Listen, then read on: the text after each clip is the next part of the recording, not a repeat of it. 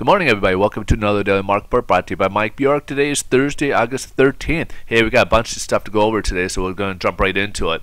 We got the weekly jobless claims, which we had 269,000 people apply for unemployment. It was supposed to stay within that range at 270, and then it bumped up a little bit higher than expectations at 274. So obviously, we'd like to see it keep down, but it dumped up not too far up, 4,000 people. Retail sales, another big one for this week, is for the month of July. So we had nothing in the month of June, and the forecast was supposed to bump up to 0.7, and we were pretty much within that range at 0.6%. So good numbers overall. Overall. Now, if we exclude the big ticket items like autos, we had a 0.4% back in June, and the forecast is supposed to go up to 0.6, and it continued that same momentum at 0.4% in July. So overall, not bad. Retail sales were an improvement. Import price index for the month of July. So we had like nothing in June, and then because the dollar got stronger, everything went backwards. So we basically had a disinflation here, where prices, import prices, goods are coming in, and our prices are gotten lower on those because the dollar got stronger.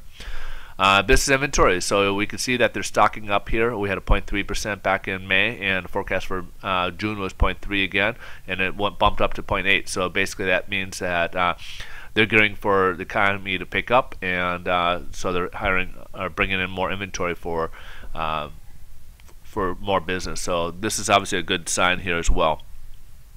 Stock market's a little mixed this morning. Yesterday it rallied quite a bit. I remember it was way down. I think it was the Dow even touched like a negative 300 at one point, and basically closed at pretty much almost at nil yesterday. On there, so and today's is kind of hovering in that same range. There's kind of up and down a little bit. The different indexes were up and down a little bit, so they're within range, very close, but going up and down, either in positive or negative territory. And this is also on the back of China. For the third day, they've been manipulating their yuan because they're basically on the verge of going into a recession, and they're trying to manipulate so that way they have more exports going out, which could in turn go ahead and create a currency war on a global level here, as other people will be at disadvantage in the export game here.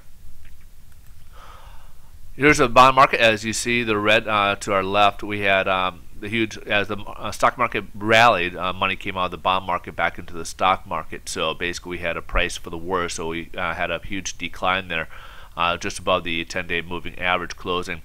Today we've been going back and forth. We got that little star effect. We're currently about 6 basis lower than where we left off yesterday, which basically is giving us worse pricing today. So we did have a pricing for the worst yesterday. Prices changed pretty dramatically yesterday, where we had rates go up a little bit more yesterday as well. So we'll see if we can hang above the 10-day moving average. This might help us out. If we can close above the 10-day moving average, we might have another little bump upwards.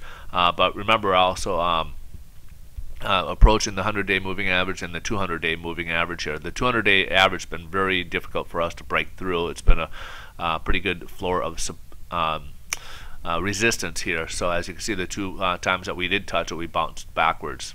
Alright, so stay tuned. Pricing's not as good today as yesterday. It did worsen a little bit today, but we'll see where the market goes today. Alright, you guys have a wonderful day. Thanks so much for watching. We'll see you guys tomorrow.